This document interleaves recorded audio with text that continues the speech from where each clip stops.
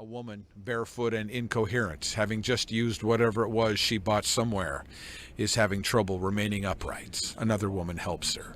It's not unlikely that the young woman has been up for several days, and whatever she took washes over her, right there on the sidewalk of 3rd Avenue, for the whole world to see.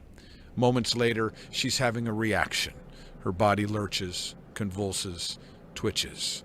It looks like pain, and maybe it is, but it's very possible that this reaction is exactly what this young woman was looking for the whole time. The 500 block of 3rd Avenue, including the Morrison, had 3 times more crime reports in 2019 than any other place in the city. 3 times more even than the area known as the Blade, 3rd and Pine, where a woman was shot dead and 7 others were injured, including a 9-year-old boy, last January. There were 210 assaults in front of the Morrison in 1 year. It is the most dangerous place in Seattle by a long shot. So dangerous, so caustic, that police refuse to even enter the Morrison with anything less than 4 officers present. And maybe you'll find this interesting. Decriminalize Seattle, the group that campaigned to defund the Seattle Police Department by 50%, put out a list of all the organizations that signed on to support that defunding.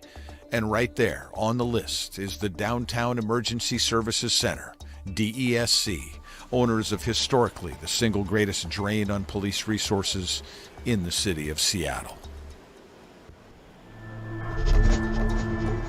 Scott Lindsay is the former public safety advisor for Mayor Ed Murray. He authored 2 reports called System Failure that chronicled the breakdown of Seattle's criminal justice system. And before all that, he was senior counsel to Representative Elijah Cummings in the U.S. House of Representatives. Let's be super clear. It is the drugs. That is what is driving so many of our challenges right now in the city of Seattle. Heroin and meth. Right now, the great debate, as you framed it, is do we intervene or do we let them be? There's almost this Western libertarian ethos that is masked by our democratic liberalism in Seattle. Most of the advocates and many council members and the popular opinion right now within our city government is to let them be, to offer up options, but to not forcefully intervene in a life that is spiraling toward death and is causing havoc in our city. I don't know what to say. We have to focus on this drug problem, and we have to intervene in these lives. It's important to know who we are talking about in this program. Of the overall homeless population, only a minority resort to criminal behavior, and only some of that group are in the throes of hardcore addiction. This group in the middle, though, the homeless who are addicted and resort to criminal behavior, have threatened to turn Seattle into a failed city. It doesn't matter how much pressure you put on the city council or mayor at this point. The city is paralyzed to respond to even the most dire situations. You can have an encampment like at Denny Park or Ballard Commons Park that is filled with drug sales activity, that is filled with theft rings, that is filled with trafficking, human trafficking, exploitation of women. And yet the city basically won't do anything about that. Well, we're doing everything wrong currently. I mean, I think there's an idea of love behind what's actually happening. However, I think that as a society currently, we're loving people to death. Ginny Burton's life story is like nothing you've ever heard before. She was born in Tacoma. When she was 4, her dad went to prison. He shot a woman in the head in an armed robbery. It was her mother, though, that got her smoking marijuana. She was 6 years old. When did you start using the next level drugs? When I was 12.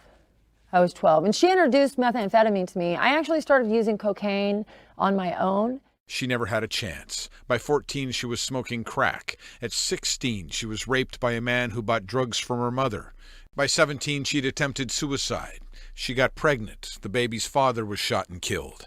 She eventually had 2 children and married into an abusive relationship. At 21, she started shooting heroin. Addicted to drugs, she stole cars, shot somebody. Her children were taken away from her. It was like I got caught in this vortex for a long period of time where when I was clean, I was thinking about using, and when I was using, I wanted to get clean. In all, she had 17 felony convictions. She went to state prison 3 times. I am the person that you used to clutch your bag when I walked by you. I am the person that would randomly attack somebody in public. Maybe not like an innocent bystander, but you might think so based on what was going on. I am the person that was not safe. I was not a savory person. I wasn't. Everybody was a victim and everybody was prey. Look at these pictures. Look at what the drugs did to Ginny Burton. She was hell on wheels. At one point, she tried committing suicide. And if you're wondering what it feels like to be an addict on the street, left out there, listen carefully. When you're stuck on the street and you smell like feces and you haven't showered in forever and you can't make it into a social service agency during working hours because you're too busy trying to feed your addiction, and your addiction is bigger than you, and you've compromised your integrity a number of times over and over and over again, you're starting to be victimized by the people on the streets, you're really not thinking about it. You're hopeless. You can't stand your life. You would rather be dead than alive. I spent most of my addiction wishing that somebody would just blow me away. And then in 2012, the only thing that could stop her stopped her. I knew that the only way for me to get out was to be arrested or to die. She was arrested and sent to prison for the final time. And while she was there, she decided something. She decided that for the rest of her life, she would carry a message of hope.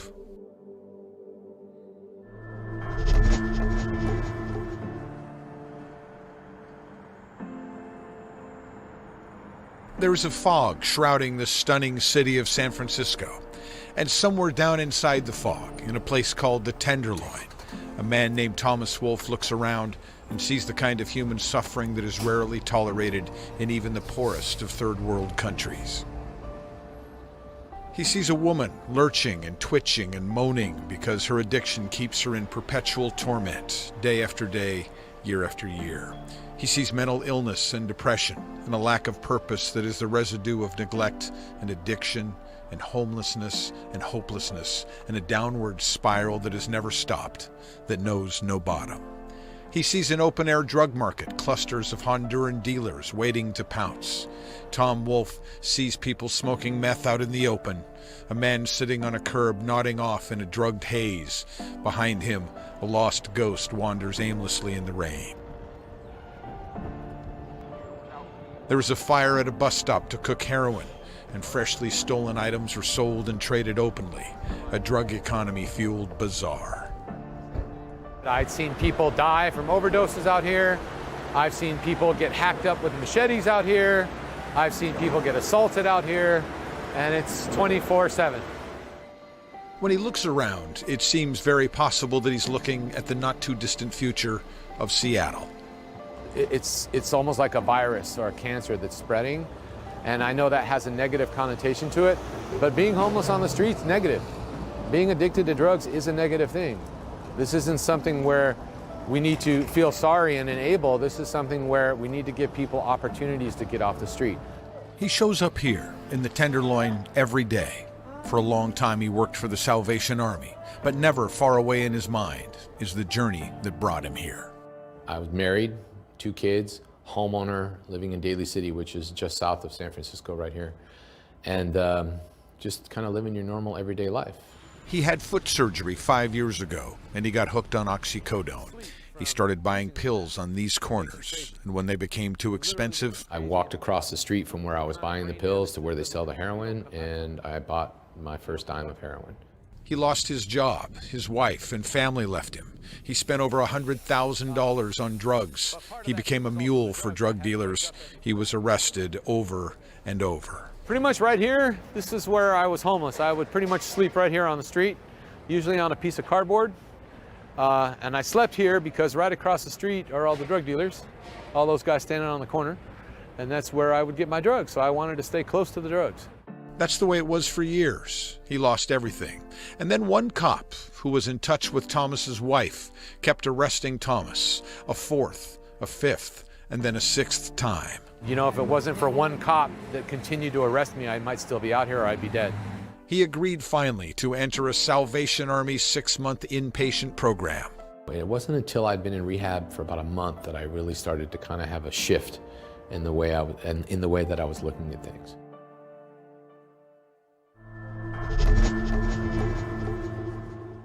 In Seattle, there are 10,000 calls to Seattle police for assaults every year. There are 10,000 calls to Seattle police about burglaries every year. There are 12,000 calls about domestic violence every year. In recent months, a difficult job has become almost impossible. And in recent months, we've seen things on our streets that in a different time would have been hard to fathom. A man with a gun taking a bigger gun away from someone who'd stolen it from a police cruiser that had been set on fire, like a bad cowboy movie.